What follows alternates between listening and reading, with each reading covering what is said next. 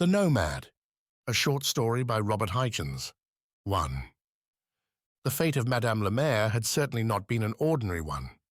She was French of Marseille, as you could tell by her accent, especially when she said "c'est bien," and had been an extremely coquettish and lively girl, with a strong will of her own and a passionate love of pleasure and of town life. From her talk when she was 17, you would have gathered that if she ever moved from Marseille, it would be to go to Paris. Nothing else would be good enough for her. She felt herself born to play a part in some great city. And yet, at the age of 40, here she was in the desert of Sahara, keeping an auberge at El Kelf under the Salt Mountain. She sometimes wondered how it had ever come about, when she crossed the court of the inn, round which mules of customers were tethered in open sheds, or when she served the rough Algerian wine to farmers from the Tell, or to some dusty commercial traveller from Batna in the arbour trellised with vines that fronted the desert.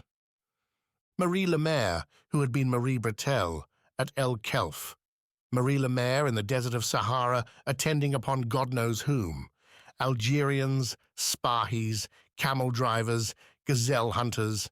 No, it was too much.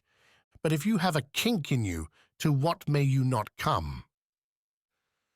Marie Bretel's kink had been an idiotic softness for handsome faces.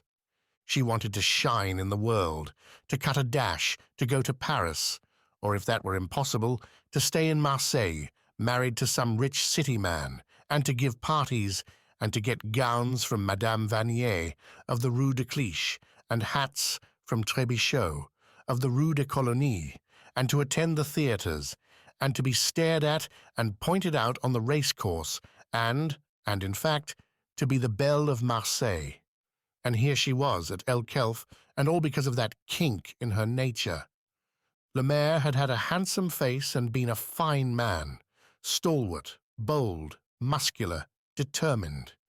He did not belong to Marseille, but had come there to give an acrobatic show in a music hall, and there Marie Bretel had seen him, dressed in silver-spangled tights and doing marvellous feats on 3 parallel bars. His bare arms had lumps on them like balls of iron, his fair moustaches were trained into points, his bold eyes were lit with a fire to fascinate women. And, well, Marie Bretel ran away with him and became Madame la Mère. And so she came to Algiers, where Lemaire had an accident while giving his performance, and that was the beginning of the odyssey which had ended at El Kelf. Fool! Fool! Fool! Often she said that to herself as she went about the inn doing her duties with grains of sand in her hair. Fool! Fool! Fool! The word was taken by the wind of the waste and carried away to the desert. After his accident, Lemaire lost his engagements. Then he lost his looks. He put on flesh. He ceased to train his moustaches into points. The great muscles got soft, were covered with flabby fat. Finally, he took to drink. And so they drifted. To earn some money, he became many things, guide, concierge, tout for La Belle Fatma. He had impossible professions in Algiers, and Marie, well, it were best not to scrutinize her life too closely under the burning sun of Africa. Whatever it was not very successful, and they drifted from Algiers. Where did they go? Where had they not been in this fiery land? Oran on the Moroccan border had seen them, and the mosques of Kairouan, windy Tunis, and rock-bound Constantine, laughing Bougie in its wall by the water, Fort National in the Grand Kabyle. They had been everywhere. And at last, some wind of the desert had blown them, like poor grains of desert sand, from the bending palms of Biskra to the mud walls of El Kelf. And here, gold helped them. For 10 years they had been keeping the inn, Au Retour du Désert. For 10 long, dry years, and such an inn. Why, at Marseille they would have called it, well, one cannot tell what they would have called it on the Cannebière. But they would have found a name for it, that is certain. It stood alone, this inn, quite alone in the desert, which at El Kelf circles a small oasis in which there is hidden among fair-sized palms a meagre Arab village. Why the inn should have been built outside of the oasis, away from the village, I cannot tell you, but so it is. It seems to be disdainful of the earth houses of the Arabs, to be determined to have nothing to do with them. And yet there is little reason in its disdain. For it, too, is built on sun-dried earth for the most part, and has only the ground floor possessed by most of them. It stands facing flat, but not illimitable desert. The road that passes before it winds away to land where there is water. And from the trellised arbor, but far off, one can see in the sunshine the sharp, shrill green of crops grown by the Spahis, whose tented camp lies to the right of the caravan track that leads over the Col de Sfa to Biskra. Far, far along that road one can see from the inn, till its whiteness is as the whiteness of a thread, and any figures travelling upon it are less than little dolls, and even a caravan is but a moving dimness shrouded in a dimness of dust. But towards evening, when the strange clearness of Africa becomes almost terribly acute, every speck upon the thread has a meaning to attract the eye, and set the mind at work asking, "What is this that is coming upon the road? Who is this that travels? Is it a mounted man on his thin horse, with his matchlock pointing to the sky? Or is it a woman hunched upon a trotting donkey, or a nomad on his camel? Or is it only some poor desert man, half naked in his rags, who tramps on his bare brown feet along sun-baked track, his hood drawn above his eyes, his knotted club in his hand?" After 10 years, Madame le Maire still asked herself such questions in the arbor of the inn, when business was slack, when her husband was away, or was lying half-drunk upon the bed after an extra dose of absinthe, and the one-eyed Arab servant Hajj was squatting on his haunches in a corner smoking keef. Not that the answer mattered at all to her. She expected nothing of the road that led from the desert. But her mind, stagnant though it had become in the solitude of Africa, had to do something to occupy itself. And so she often stared across the plain with an aimless "Je me demande" trembling upon her lips, and a hard expression of inquiry in her dark brown eyes, whose lids were seamed with tiny wrinkles. Perhaps you will wonder why Madame le Maire, having once had a passionate love for pleasure and a strong will of her own, had consented to remain for 10 years in the solitude of El Kelf, drudging in a miserable auberge to which few people, and those but poor ones, ever came. Circumstances and Robert le Maire had been too much for her. Both had been cruel. She was something of a slave to both. Le Maire was an utter failure, but there lurked within him still, under the waves of absinthe, traces of the dominating power which had long ago made him a success. Madame le Maire had worshipped him once, had adored his strength and beauty. They were gone now. He was a wreck. But he was a wreck with fierceness in it, and command with him had become a habit. And Africa bids one accept. And so Madame le Maire had stayed for 10 long years, drudging at the inn beside the salt mountain, and staring down the long white road for the something strange and interesting from the desert that never, never came. And still, le Maire drank absinthe, and cursed and drowsed, for 10 long years. And still, Hajj squatted upon his haunches and drugged himself with keef. And still, Madame le Maire stood under the trellised vine, with the sand grains in her hair, and gazed over the plain. And when a black speck appeared far off upon the whiteness of the track, she watched it till her eyes ached, demanding who or what it was, whether a Spari on horseback, a woman on her donkey, a nomad on his camel, or some dark and half-naked pedestrian of the sands that travelled through the sunset glory towards the lonely inn. Although Robert Lemaire was a wreck, he was not an old man in years, only 45, and the fine and tonic air of the Sahara preserved from complete destruction. Shaggy and unkempt he was, with a heavy bulk of chest and shoulders, a large, pale face, and the angry and distressed eyes of the absinthe slave. His hands trembled habitually, and on his bad days fluttered like leaves.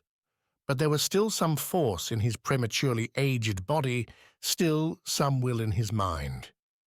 He was a wreck, but he was the wreck of one who had been really a man and accustomed to dominate women. And this he did not forget. One evening, it was in May, and the long heats of the desert had already set in. Lemaire was away from the auberge, shooting near the Salt Mountain with an acquaintance, a colonist who had a small farm not far from Biskra, and who had come to spend the night at El Kelf. This man had a history.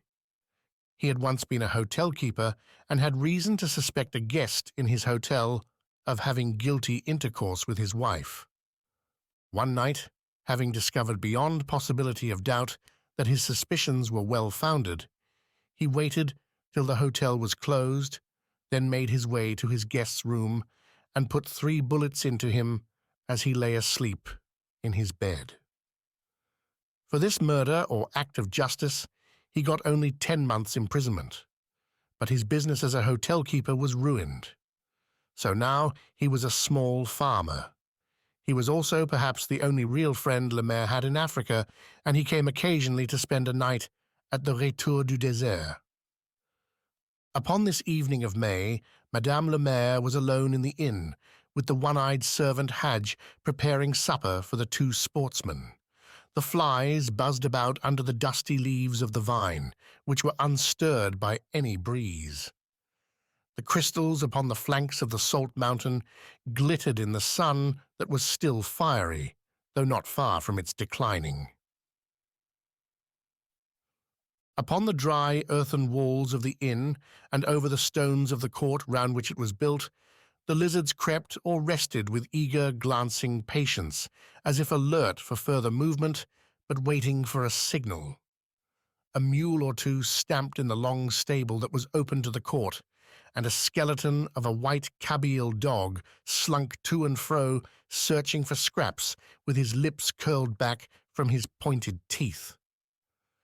And Madame Lemaire went slowly about her work with the sand grains in her hair and the flies buzzing around her. Nothing had happened. Nothing ever did happen at El Kelf. But for some mysterious reason, Madame Lemaire suddenly felt today that her existence in the desert had become insupportable. It may have been that Africa, gradually draining away the Frenchwoman's vitality, had on this day removed the last little drop of the force that had, till now, enabled her to face her life, however dully, however wearily. It may have been that there was some peculiar and unusual heaviness in the air that was generally of a feathery lightness. Or the reason may have been mental, and Africa may have drawn from this victim's nature, on this particular day, a grain, small as a grain of sand, of willpower that was absolutely necessary for the keeping of the woman's stamina upon its feet. However it was, she felt that she collapsed. She did not cry. She did not curse. She did not faint or lie down and stare with desperate eyes at the vacant, dying day. She did not neglect her domestic duties, and was even now tearing, with a flat key, the cover from some tinned veal and ham for the evening supper. But something within her had abruptly raised its voice. She seemed to hear it saying, "I can't bear any more," and to know that it spoke the truth. No longer could she bear it. The African sun on the brown earth walls, the settling of the sand grains in her hair, the movement of the flies about her face, wrinkled prematurely by the perpetual dry heat and by the desert winds. The brazen sky above her, the iron land beneath, the silence, like the silence that was before creation, or the monotonous sounds that broke it. The mule's stamp on the stones, the barking of the guard dogs upon the palm roofs of the distant houses in the village, the sneering laugh of the jackals by night, that whining song of Hajj as he wagged his shaven head over the pipe bowl into which he pressed the keef that was bringing him to madness. She could not bear it any more. The look in her face scarcely altered. The corners of her mouth, long since grown grim, did not droop any more than usual. Her thin, hard hands were steady as they did their dreary work. But the woman who had resisted somehow during 10 terrible years of incomparable monotony suddenly died within Marie-le-Mer, and the girl of Marseille, Marie Bretel, shrieked out in the middle-aged, haggard body. "This fate was not meant for me. I cannot bear it any more." Presently the tin, which had held the veal and ham, was empty, save for some bits of opaque jelly that still clung round its edges, and Madame le Maire went over to the dimly burning charcoal with a dirty old pan in her hand. Marie Bretel was still shrieking out, but Madame le Maire must get ready the supper for her absinthe-soaked husband and his friend, the murderer from Alpha. The sportsmen were late in returning, and Madame le Maire's task was finished before they came. She had nothing more to do, and she came out to the arbor that looked upon the road. Here there was an old table stained with the lees of wine. About it stood 3 or 4 rickety chairs. Madame le Maire dropped down, on one of these, laid her arms upon the table, and gazed down the empty road. "Mon Dieu," she said to herself, "Mon Dieu." She beat one hand on the table and said it aloud, "Mon Dieu, mon Dieu." She stared up at the vine. The leaves were sandy, and she saw insects running over them. She watched them. What were they doing? What purpose could they have? What purpose could anything have? Always the hand tapped upon the table. And Marseille! It was still there by the sea, crowded, gay with life. This was the time when the life began to grow turbulent. The cascades were roaring under the lifted gardens, where the beasts roamed in their cages.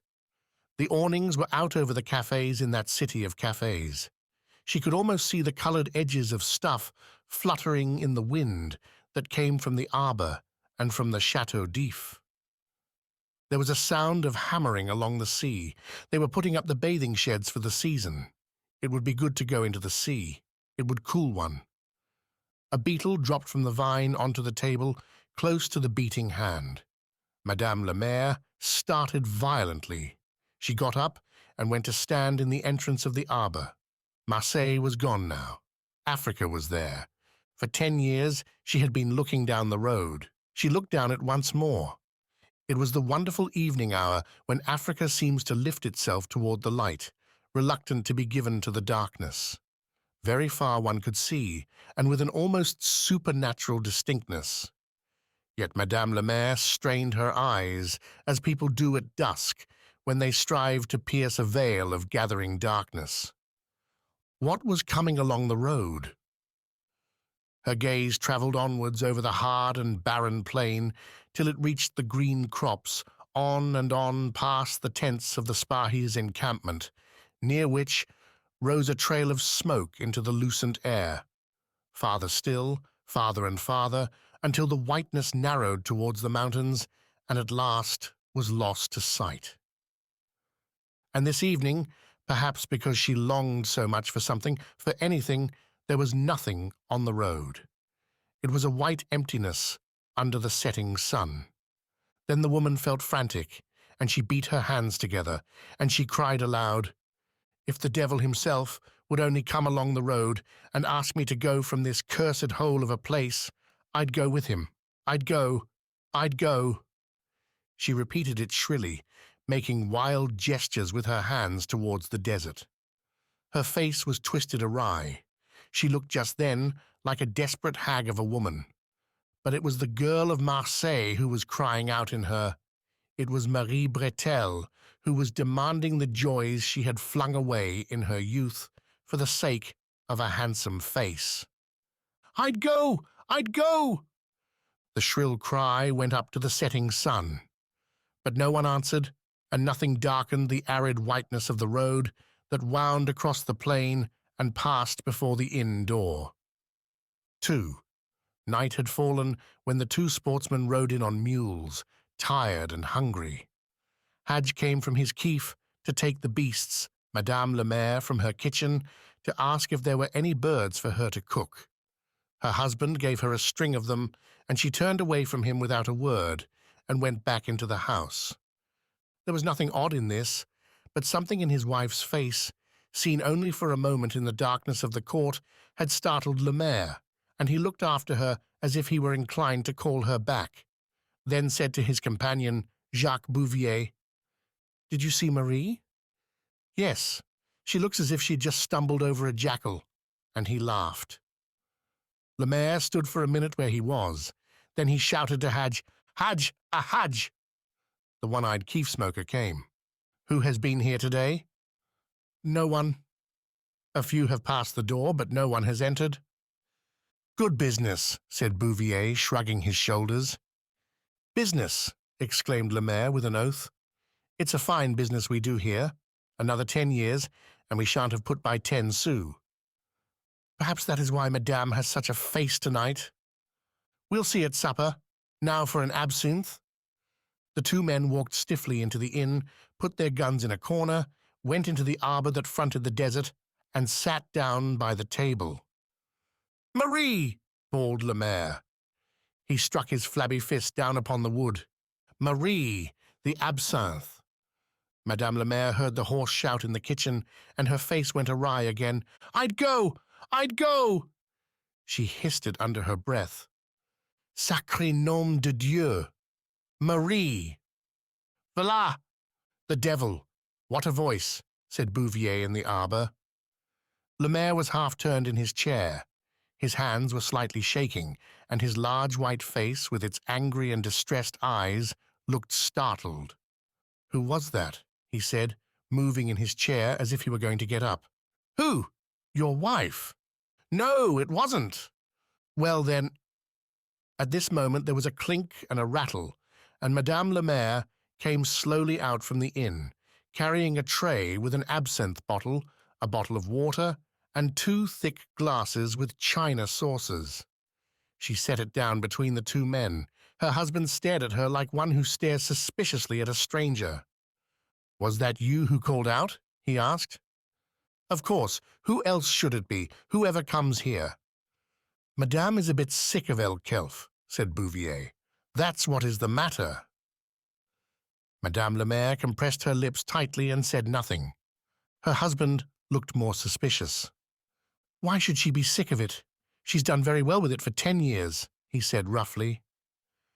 Madame Le Maire turned away and left the arbor. She was wearing slippers without heels and went softly. The two men sat in silence, looking at each other. A breath of wind, the first that had come that day, stole from the desert and rustled the leaves of the vine above their heads.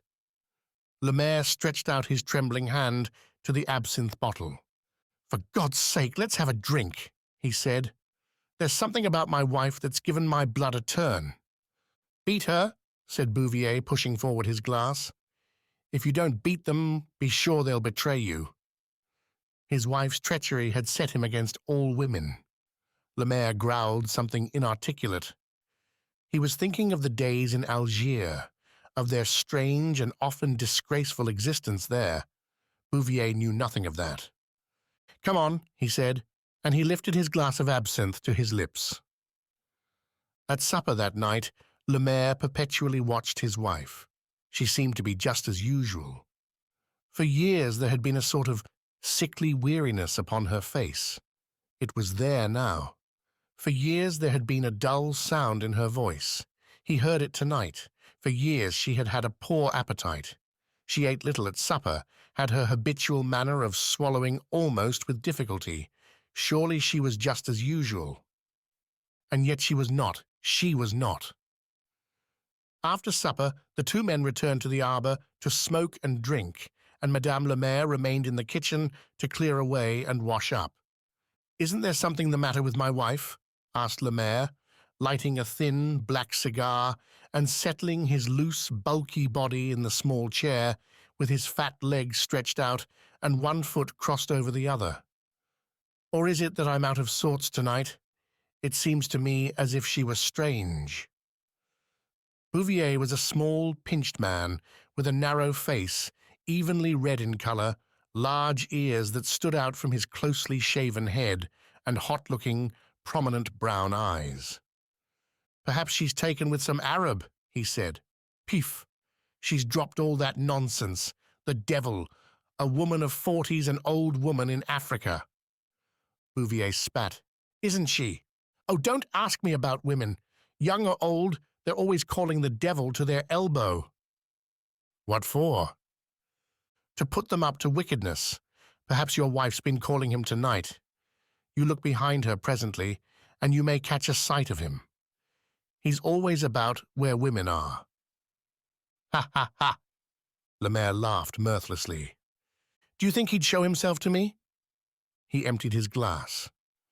Bouvier suddenly looked terrible, looked like the man who had put 3 bullets into his sleeping guest.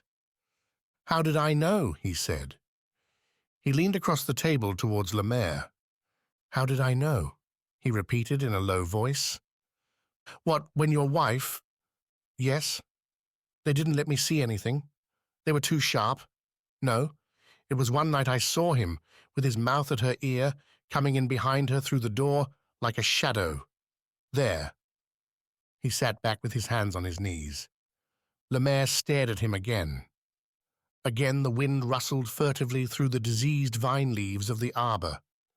"It was then that I got out my revolver and charged it," continued Bouvier in a less mysterious voice, as of one returned to practical life, "for I knew she'd been up to some villainy. Pass the bottle." "Pass the bottle. Why don't you pass the bottle?" "Pardon." Le Maire pushed the bottle over to his friend. "What's the matter with you tonight?" "Nothing? You mean to say—" "Why do you talk such nonsense? Do you think I'm a fool to be taken in by rubbish like that?" "Well then, why did you sit just as if you'd seen him?" "I'm a bit tired tonight. That's what it is. We went a long way. The wine'll pull me together." He poured out another glass. "You don't mean to say," he continued, "you believe in the devil? Don't you?" "No." "Why not?" "Why not? Why should I? Nobody does. Me, I mean. That sort of thing is all very well for women." Bouvier said nothing, but sat with his arms on the table, staring out towards the desert. He looked at the empty road just in front of him, let his eyes travel along until it disappeared into the night. "I say, that sort of thing is all very well for women," repeated Le Maire. "I hear you. But I want to know whether you don't think the same." "As you? Yes, to be sure. I might have done once."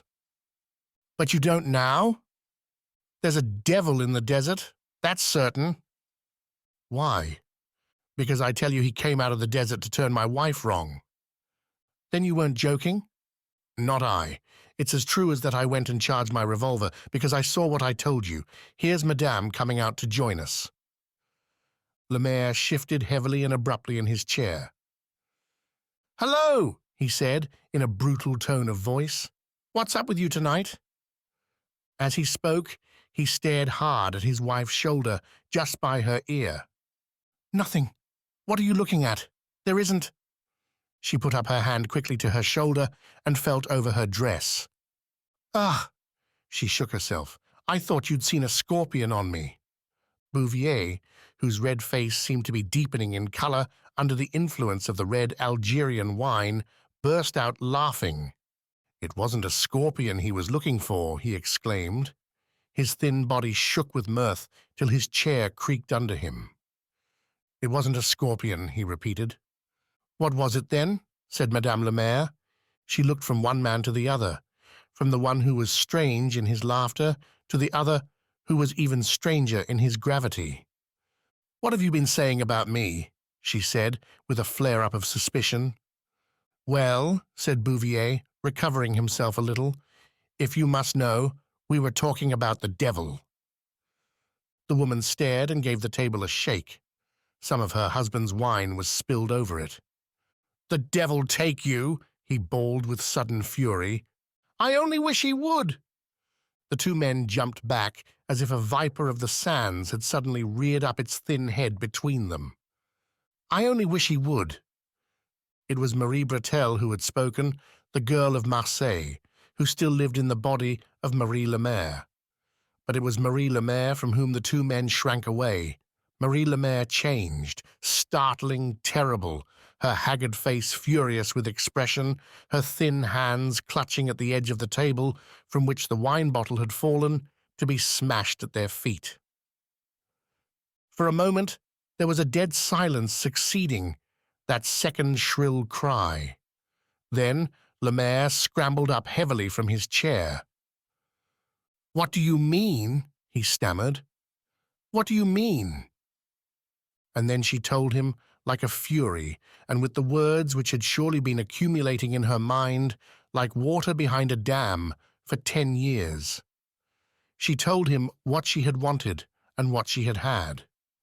And when at last she had finished telling him, she stood for a minute, making mouths at him in silence, as if she still had something to say, some final word of summing up.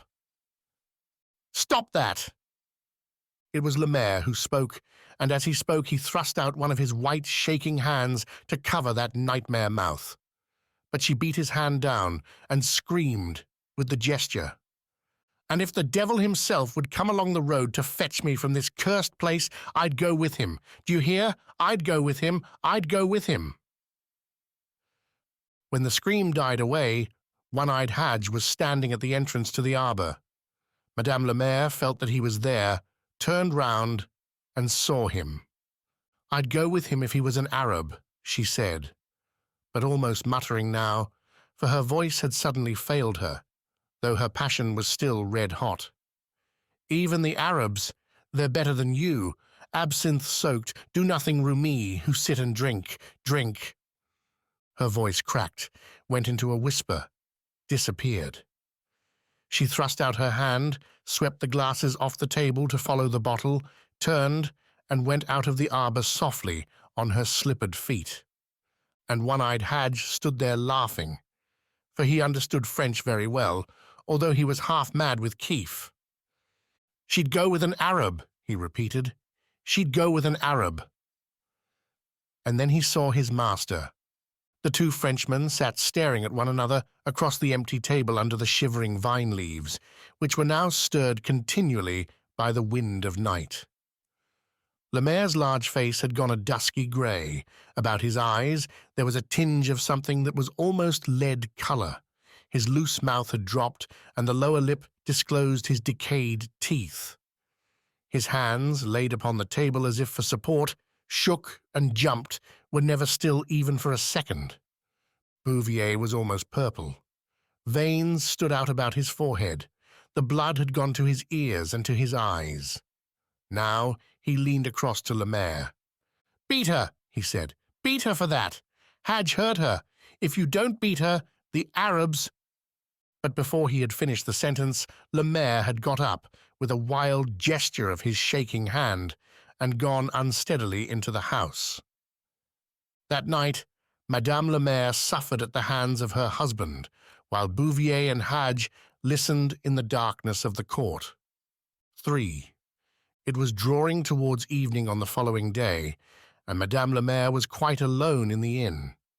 Hadge had gone to the village for some more keef, and Lemaire and Bouvier had set out together in the morning for Batna. So she was quite alone. Her face was bruised and discoloured near the right eye. Her head ached. She felt immensely listless. Today there was no activity in her misery. It seemed a slow-witted, lethargic thing, undeserving even of respect. There were no customers. There was nothing to do. Absolutely nothing. She went heavily into the arbor and sank down upon a chair. At first, she sat upright, but presently she spread her arms out upon the table and laid her discolored face on them and remained so for a long time. Any traveler passing by on the road from the desert would have thought that she was asleep, but she was not asleep, nor had she slept all night. It is not easy to sleep after such punishment as she had received, and no traveler passed by. The flies, finding that the woman kept quite still, settled upon her face, her hair, her hands, cleaned themselves, stretched their legs and wings, went to and fro busily upon her. She never moved to drive them away. She was not thinking just then. She was only feeling how she was alone, feeling that this enormous sun-dried land was about her, stretching away to right and left of her, behind her and before, feeling that in all this enormous sun-dried land there was nobody who wanted her, nobody thinking of her, nobody coming towards her to take her away into a different life, into a life that she could bear. All this she was dully feeling, perfectly still with the diseased vine leaves above her head, motionless as she was. On them the insects went to and fro, actively leading their mysterious lives as the flies went to and fro on her. For a long time she remained thus. All the white road was empty before her as far as eye could see. No trail of smoke went up by the growing crops beside the distant tents of the Spahis. It seemed as if man had abandoned Africa, leaving only one of God's creatures there, this woman who leaned across the discolored table with her bruised face hidden on her arms. The hour before sunset approached, the miraculous hour of the day, when Africa seems to lift itself towards the light that will soon desert it, as if it could not bear to let the glory go, as if it would not consent to be hidden in the night. Upon the salt mountain, the crystals glittered. The details of the land began to live as they had not lived all day. The wonderful clearness came in which all things seemed filled with supernatural meaning, and even in the dullness of her misery, habit took hold of Madame la Mère. She lifted her head from her arms and she stared down the long white road. Her gaze traveled.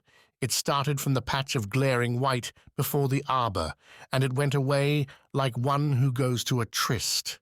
It went down the road and on and on. It reached the green of the crops. It passed the Spahis' tents. It moved towards the distant mountains that hid the plains and the palms of Biskra. The flies buzzed into the air. Madame la Mère had got up from her seat. With her hands laid flat upon the table, she stared at the thread of white that was the limit of her vision. Then she lifted her hands and curved them and put them above her eyes to form a shade. And then she moved and came out to the entrance of the arbor. She had seen a black speck upon the road. There was dust around it. As so often before, she asked herself the question, who is it coming towards the inn from the desert? But today she asked herself the question as she had never asked it before, with a sort of violence, with a passionate eagerness, with a leaping expectation. And she stepped right out into the road as if she would go and meet the traveler, would hasten with stretched out hands as to some welcome friend.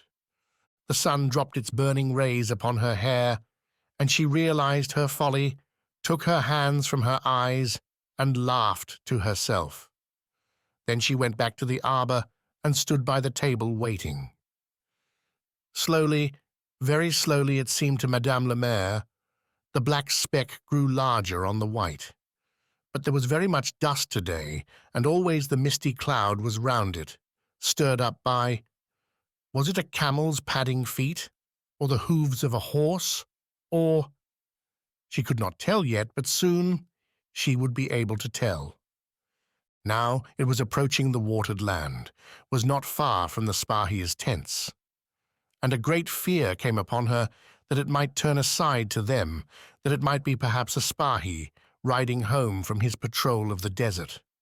She felt that she couldn't bear to be alone any longer, that if she could not see and speak to someone before sunset, she must go mad. The traveller passed before the Spahi's camp without turning aside, and now the dust was less, and Madame la Mare could see that it was a nomad mounted on a camel. With a smothered exclamation, she hurried into the inn. A sudden resolve possessed her. She would prepare a couscous, and then, if the nomad desired to pass on without entering the inn, she would detain him. She would offer him a couscous for nothing, only she must have company. Whoever the stranger was, however poor, however filthy, ragged, hideous, or even terrible, he must stay a while at the inn, distract her thoughts for an instant. Without that she would go mad. Quickly she began her preparations. There was time. He could not be here for 20 minutes yet, and the meal for a couscous was all ready. She had only to... She moved frantically about the kitchen. 20 minutes later, she heard the peevish roar of a camel from the road and ran out to meet the nomad, carrying the couscous. As she came into the arbor, she noticed that it was already dark outside. The night had fallen suddenly. That night, as La Mare and Bouvier were nearing the inn, riding slowly upon their mules, they heard before them in the darkness the angry snarling of a camel. Almost immediately, it died away. "Madame has company," said Bouvier. "There's a customer at the Retour du Désert." "Some damned Arab," said La Mare. "Come for a coffee or a couscous? Much good that'll do us." They rode on in silence. When they reached the inn, the road before it was empty. "My foi," said Bouvier, "nobody here. The camel was getting up then, and Madame is alone again." "Marie!" called La Mare. "Marie, the absinthe!" There was no reply. "Marie! Nom d'un chien! Marie! The absinthe! Marie!" He let his heavy body down from the mule. "Where the devil is she? Marie! Marie!" He went into the arbor, stumbled over something, and uttered a curse. In reply to it, there was a shrill and prolonged howl from the court. "What is it? What's the dog up to?" said Bouvier, whipping out his revolver and following La Mare. "The table knocked over. What's up? Do you think there's anything wrong?" The Kabyle dog howled again, slunk into the arbor from the court, and pressed itself against La Mare's legs. He gave it a kick in the ribs that sent it yelping into the night. "Marie! Marie!" There was the anger of alarm in his voice now, but no one answered his call. Walking furtively, the two men passed through the doorway into the kitchen. La Mare struck a match, lit a candle, took it in his hand, and they searched the inn, and the court, then returned to the arbor. In the arbor, close to the overturned table, they found a broken bowl with a couscous scattered over the earth beside it. Several vine leaves were trodden into the ground nearby. "Someone's been here," said La Mare, staring at Bouvier in the candlelight, which flickered in his angry and distressed eyes. "Someone's been. She was bringing him a couscous. See here." He pointed with his foot. Bouvier laughed uneasily. "Perhaps," he said, "perhaps it was the devil come for her. You remember, she said last night if he came, she'd go with him." The candle dropped from La Mare's shaking hand. "Damn you! Why do you talk like that?" he exclaimed furiously. "She must be somewhere about. Let's have an absinthe. Perhaps she's gone to the village." They had an absinthe and searched once more. Presently Hadj, who was half mad with Keef, joined them. The rumor of what was going forward had got about in the village, and other Arabs glided noiselessly through the night to share in the absinthe and the quest, for that night La Mare forgot to lock up the bottle. But the hostess of the inn at El Kelf has not been seen again.